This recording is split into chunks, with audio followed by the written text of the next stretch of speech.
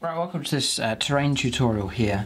Games Workshop do a crate and ammo set, and in this video I'm going to show you how to paint these up for your own terrain in games of Warhammer 40,000. I think it's a brilliant set that they do. They do these really cool containers. You get 3 of them in the box, and then they also provide you with canisters, barrels and boxes also. But in this video I'm going to be showing you how to paint up one of these. I'm going to paint one up in sort of an ultramarine style. I'm going to do all 3 differently. I've got one I've sprayed up sort of a green colour for Dark Angels, and then here I'm going to do an ultramarine one, and then there's one that I've already completed which is done for Blood Angels. But whatever colours you decide to go for, the process is exactly the same, and you can follow along in this video step by step and achieve these same results. I'm just going to zoom in here so you can see the kind of effects that I'm going to show you in this video. So just zoomed in here. So chipping effects, shading, and then also this rusty kind of effects. I'll show you how to do that. Transfers, I will cover that in this video as well. So that's just showing you the kind of results you can get. As soon as you come to terrain, you think, oh, I've spent ages painting armour, I just want to spend more time painting up terrain. But when you do get motivated to do it, and you get some nice terrain to fight over, it's really, really cool to have your own terrain painted up to a nice standard. It just makes a really nice backdrop for your armies to fight across. So I really would encourage you to get stuck into painting up some terrain. This set's great. You just make it up, spray it, and then paint it.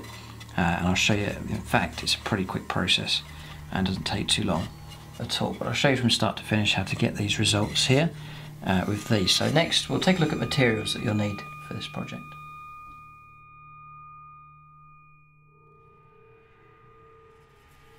So materials, after you've made it, obviously your cutters and knife and glue to put the thing together. I've done one with the door down just to make things a bit different. This one's going to have the doors sealed up.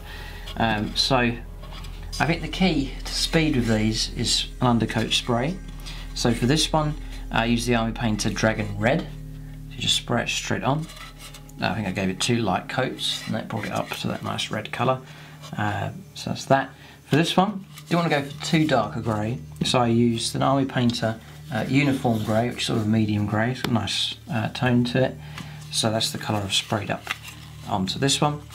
And then what I have done, and it's quite important that you do this, is then give it a spray of Games Workshop Purity Seal.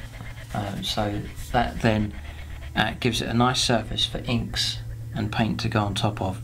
If you don't do that, your inks can begin to puddle and not go on too well. So a bit of Purity Seal, just a light spray over the whole thing. Make sure you go all the way around, catch all the angles, and then that creates a nice surface for the end. Then you to add your paints and your washes on later. But that's that grey colour, and pretty much I'm not going to disturb this grey. I'm not going to repaint the whole thing, but just add in the washes where I need to, and that's part of the speed of this process. So then for paints, I'm going to use Macragge blue. Then I've got an old snot green here, which is now called Warpstone Glow. I'll list the paints in the description of the video just below. There's another green here, Moot Green. Here, that sort of glowing neon green colour. Flash Gitz yellow. Then burnished gold.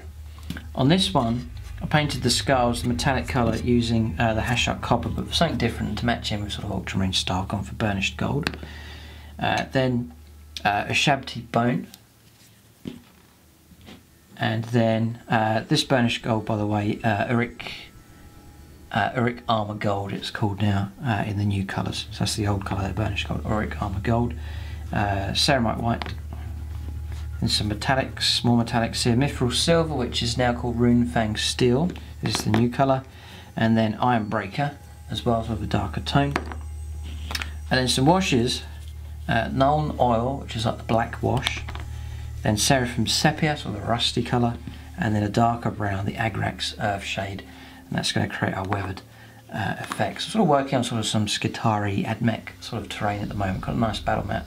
And then going to build the terrain up. These ammo crates will look great on that, but I think on any type of terrain, you know, city fight, even an Imperial outpost in a jungle somewhere, wherever it may be, can stack these up or just have a single one in a game. So you know, you can use them in pretty much any type of terrain. That makes these things a really good accessory to have. So that's the materials. We'll go on to the first stage. Just other things as a mixing palette.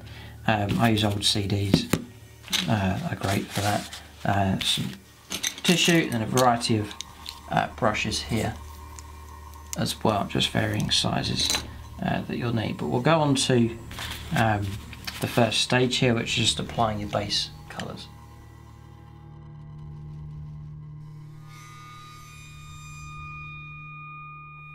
So we'll get this second colour tone on here. So it's sort of a rib of blue that runs around. I'm not going to paint the entire thing blue, going to keep the grey and then just have a rib of blue running around there, just to denote that it's an ultramarine container. So just going by the reference of the box that it comes with, I'm going to fill in this panel here with the blue, just using a wash brush. It goes on quite nicely to the grey. Going up to the edge of the panels here, so that's my guide. Here, so just tucking the brush into the corner and filling that out. Just there, very, very straightforward. You don't have to be ultra fussy, but you can do it nice and neat. Just looking to see where the blue goes up to. It does cover that bit there. I'll leave the skull. Not paint that. Doesn't matter too much if paint does get flicked onto it. But just filling this out here with the Macragge blue. I like the two-tone effect. This panel running around, I think it looks cool.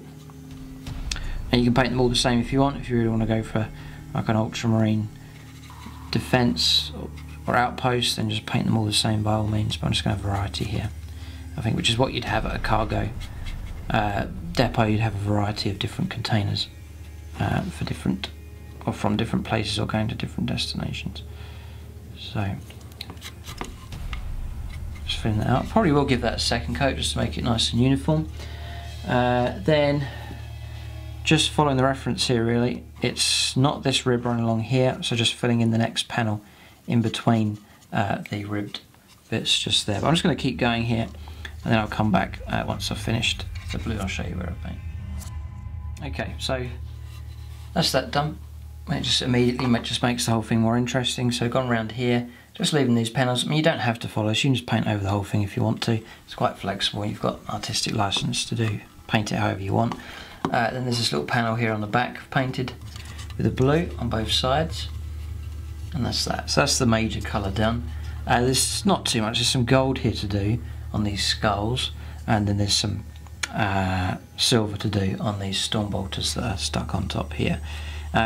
You may want to keep these separate and loose. I've stuck these two on here. For the others, I'm keeping them loose just to stick on them if I need to. I mean, in the rules you do get them on top of there, but if they're stuck, then you're not going to be able to stack others on top, so I've sort of mixed and matched them. Other thing to mention is there's another colour you'll need, and that's Abaddon Black. That's just for the casing that goes around the storm bolters just there. And then also the Hashut Copper. I've just seen the ammunition magazines here. I use that Hashut Copper just in there, but again, if you don't have those on there, then don't worry about those colours. Alright, so next I'm going to do the burnished gold, or the Auric armour gold here. So each of the skulls I'm going to put that on. So these skulls that run all the way around, there's some on the front there as well. So I think I'm going to go one coat with this. Doesn't have to be utterly perfect, because I'm going to put wash over the top and then repaint it as well. Just want to fill it out with the gold. I've got a standard brush here with a nice tip, and I'm going nice and neat here. I do want to be neat with this one. Just want to fill out the skull here. Do the eye sockets, I reckon, and then fill that up with the brown wash later on.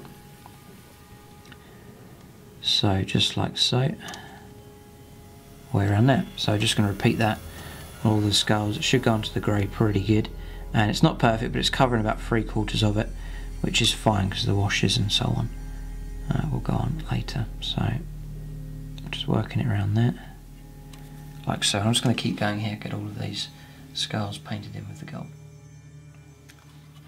Alright, so that's the gold done, just on the scales. It's come out okay, so just trying to be nice and neat with that one. Next one we'll do is Hashut Copper.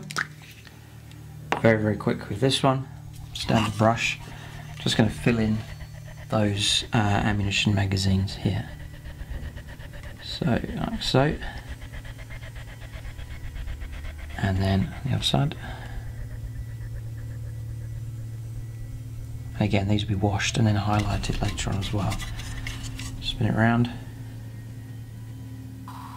Fill in that one. And then one more. This one just here. Like so. So that's them done. Again, grey is a pretty good colour for painting on top. It's not too dark, so the colours are going on pretty well. Next one is the silver we'll do. So we want to use the Ironbreaker here, and it's specifically really it's these storm bolters we want to paint up. Alright, so I'm going to paint the silver onto this here, and again, perfect colour. This grey is perfect for this silver to be painted on top of. So just working it in. I'll go down as far as here, so the support thing that comes up, I'll do that in silver also. And then this box here that holds the ammo magazine, just being careful to go around the edge of it and not go onto the copper underneath as much as I can reach. Just working it into all of the gaps. This main case here will be black, so it doesn't matter if I flick paint onto that. In fact, it will be quite rough because I just want to make sure I work the brush into all of the corners and edges, and just be a case of just painting on top neatly with the black a little bit later. So just working on that like so. So that's that there. You see the metallic colour going on, making sure to paint this ridge along here. So I'll just carry on, get these two storm bolters done. Right, so that's the metal work done on both of those. There's also this panel here. I just filled that all in with silver, and then also these lights. There's one here and there's one here, and then also one at the top and one there. We'll do the actual light part of it, the yellow, later on, right towards the end. We're just going to fill that whole thing in with silver. Is the easy way of doing that. So then just taking this snot green, or the Warpstone Glow, and just the eye of this sky here. Just want to fill that in there, ready to be shaded, and then just looking around to see if there's any other crystals. That's pretty much it. It's just one at either end. That one, I've already done this one just here, like so, and that's all ready to wash. Now, I reckon that's it. So that's the first stage, your base colours. So you can see it all filled out pretty good. Now ready to put the washes on top. Now usually, when I do washes, you see it in miniatures and so on, just paint the wash on. But for this, it is a lot of work. If you paint the wash over the whole thing, you have to repaint all the panels. So this one is going to be a bit slower, a bit neater, and just fill in the gaps, and then that will save repainting later on. In fact, it'll take you a while, but you'll actually save time in the long run. Before we come to that, I'm going to put some Seraphim Sepia wash on this gold, just to enhance that, so we'll put that on next.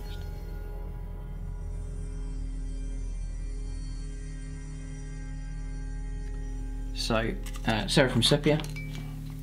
I've just got a base coat brush here, and then just filling in these skulls of the wash, especially the eye sockets you'll see being filled in. And then just the edge. We'll use this wash later for some rust effects, but not yet. And then onto that skull just there.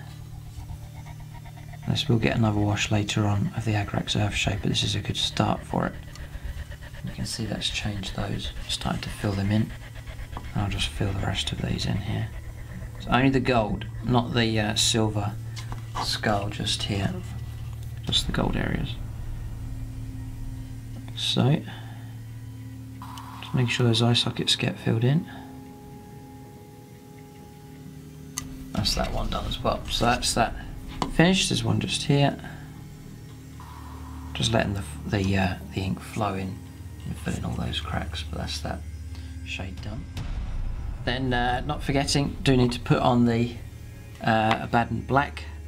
So that goes on. I mean, you don't have to paint it at this stage. You can paint it later once all the washes are done. But I'm just going to paint it onto this panel. just here. I'm not going to do the edge because that's been filled in with silver. I'm just going to paint straight over the top and then just neatly run along the top just like so. That just fills that out, and then I'll do that on both sides. So just sort of a medium coat here, pretty much getting the right coverage straight away.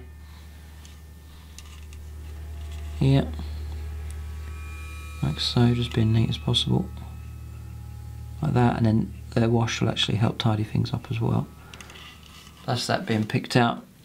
We'll run it around the front here, just tucking the panel in, just like that, and then along here as well, like so. So looks pretty good. So that's how that's meant to come out, like that. So I'll just finish this off here. There we are. Just thought I'd zoom in so you can see where I've painted, and like that there. For that, so that's nice and tidy now. And then we're ready to put the Nuln Oil wash. You can, if you want to, is take some of the Seraphim Sepia and fill in the magazine with the colour. That shades that quite quick and pretty nice. It just makes that separate. It's a browny rust colour instead of the Nuln Oil, which will go on to the rest of the bodywork just there. But that's how that comes out, and I think that looks okay. It's very easily done. Just fill it out to there, and then here it just fills out all the cracks and details, and just let that dry. Okay, so next, after this is dry here, the black's got to dry, and this wash, we'll do the Nuln Oil around the metalwork here. So anywhere where you've painted the Ironbreaker, the metal, is where you can shade with Nuln Oil. So for example, the light here, just going to Nuln Oil all of that, make sure I catch the edge and fill it all in, so it shades that nicely. This panel, can work the brush in, goes over the green, no problem, because that needs to be shaded as well. Then all these buttons and so on inside this panel, that whole thing can just be filled in with that. And then there's a light down there underneath. It's all quite quick really, process. Around the other side. And then the guns here on top, storm bolters. Just running over the black panel, no problem at all, that just seals that paint on nicely. And then just working the brush into all the gaps and just covering all of it, and then being careful not to fill out the magazine that's just there, that's in that Hashut Copper colour, but the rest can all be shaded and filled out with that wash. So I'll just carry on here, finish this wash off. Right, so that's that done. You can see I've shaded in the guns here, looking pretty smart there on top. Also, we've seen these bits done as well. So next bit, I'm going to show you how to shade one of these panels, and the process is just exactly the same throughout the rest of the model. So we're going to go on to Agrax Earthshade here. It's like a brown tinge. I didn't want to go for Nuln Oil, it's too plain a colour. The Agrax is a nice strong dark shade, but also a bit of a brown tinge to it, and that's just to add a bit of, make it realistic here, that it would be weathered sort of look, and grubby and grimy and oily at the same time. So taking you can go for fine detail, or you can go for a standard brush here. Let's just see what we've got. Standard brush will do. So for the gold, I'm just going to fill that out. That gets a second wash just on there. I'm going to zoom in a bit more here. So just so you can see. Just filling in all the detail on that. So that shades that. So now I just work around covering the rivets and the edges, so all the way around here gets filled in. And then the edge of that to there, and the edge come back. You can use your finger to clean up. And because it's a wash, it flows very nicely. No problem at all.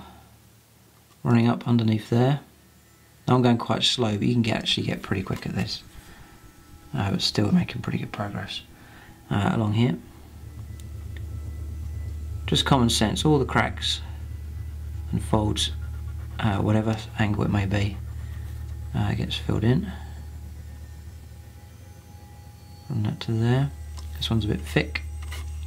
Just going to use my finger just to tidy up the excess.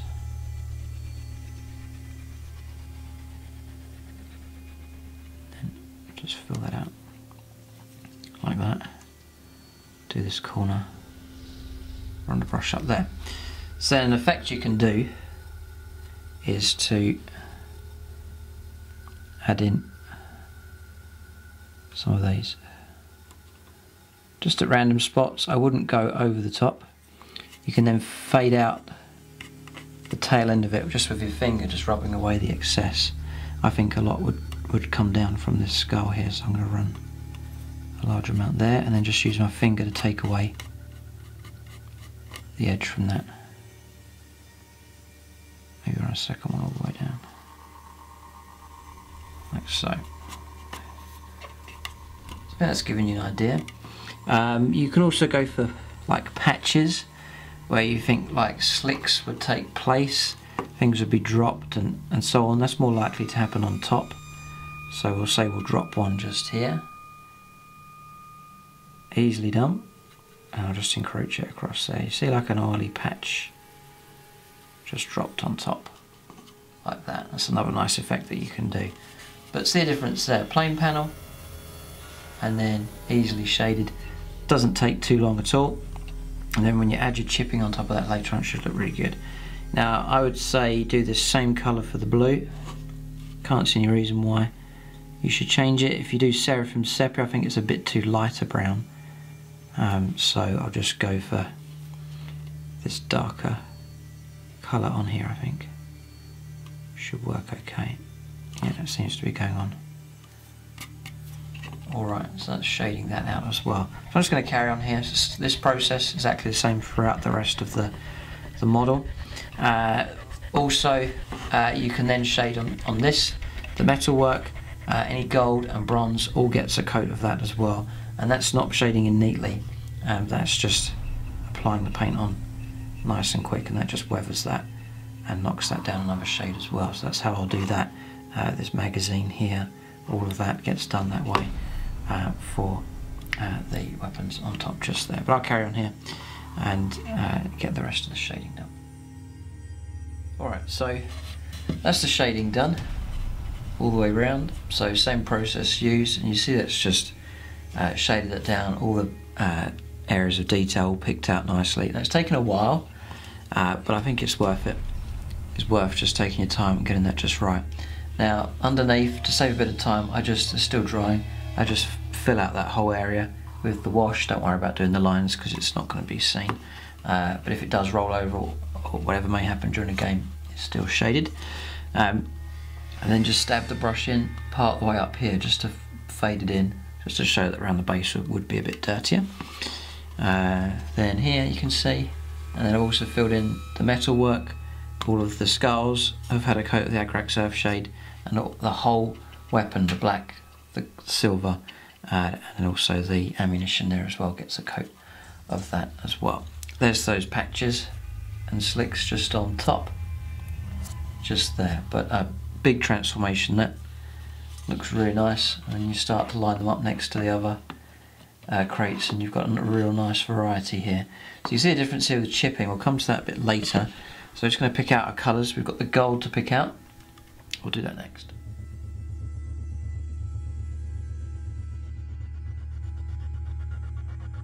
Alright, so for this highlight I've mixed some of the Auric Armour Gold with some Runefang Steel, and that just makes a lighter version of the gold.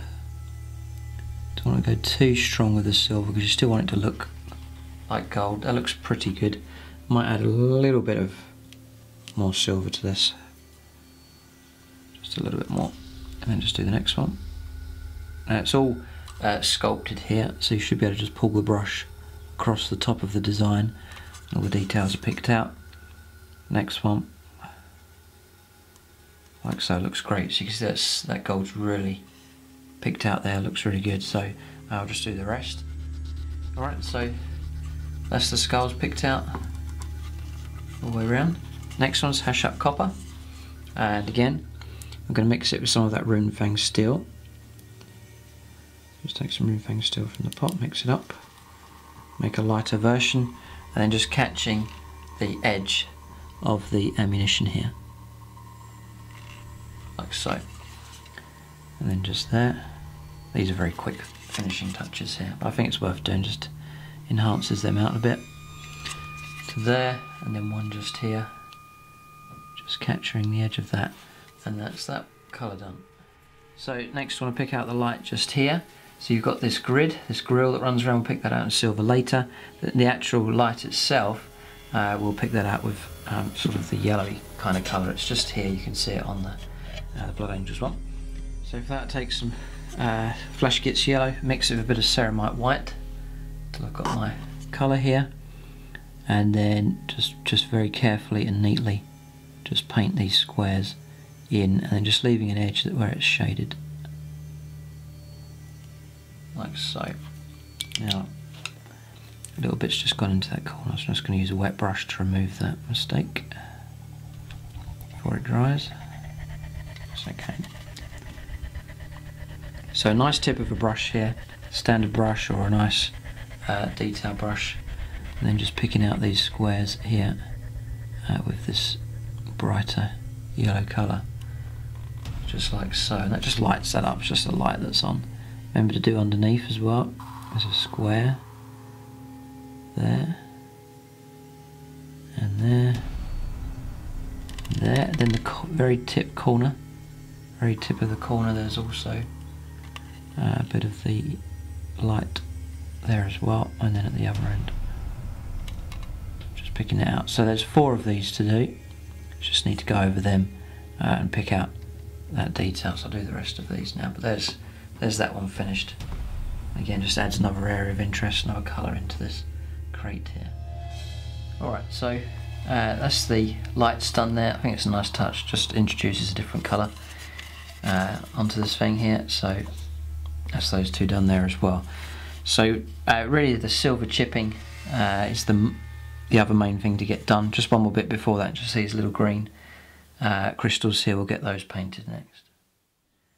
Now because it's so small, I'm not going to repaint the Warpstone Glow, just going to go straight in with a highlight, and for that I'm using the Moot Green, and I just want to tuck that on the bottom right hand corner,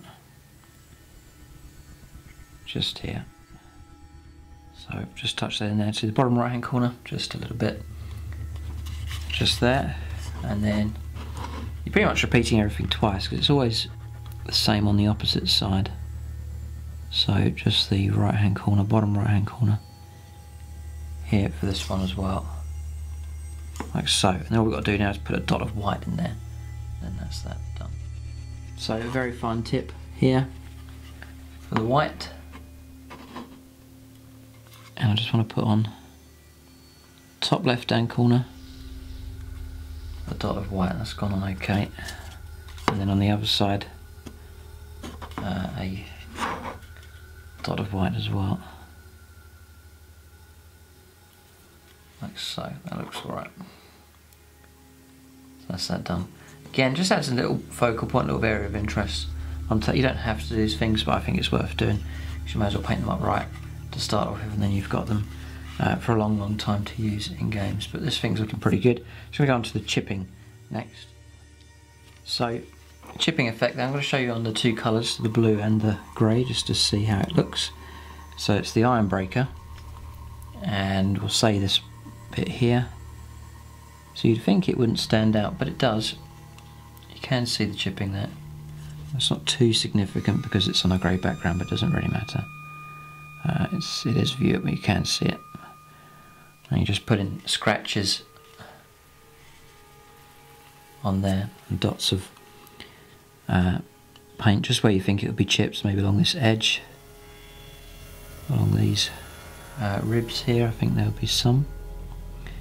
So scratches on the edges and corners, on the little rivets as well. I think there'll be some, so you can do some of them, not all of them.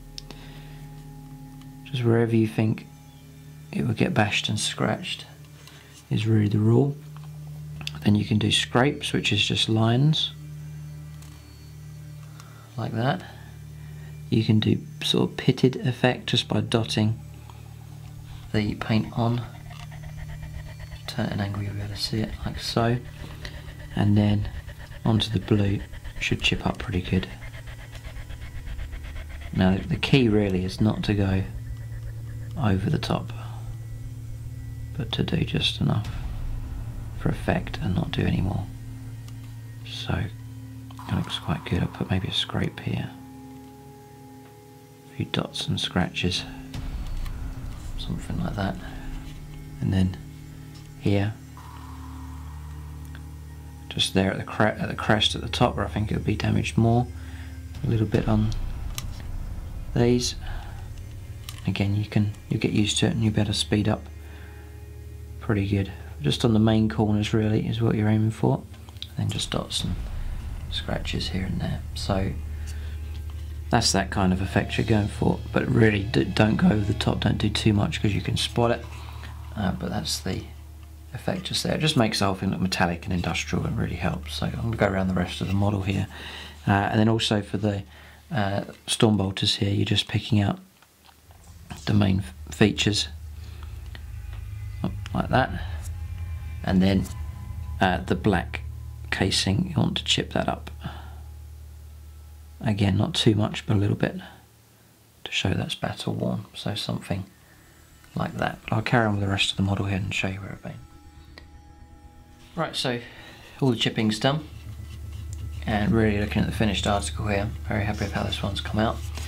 That chipping effect, you see, you can just apply it to any colour that you want, the green, blue, black, yellow, whatever colour. It's just exactly the same process, you get the same results. So I made this sort of a Skitari one here, Admech symbols. We'll put a few transfers on this one.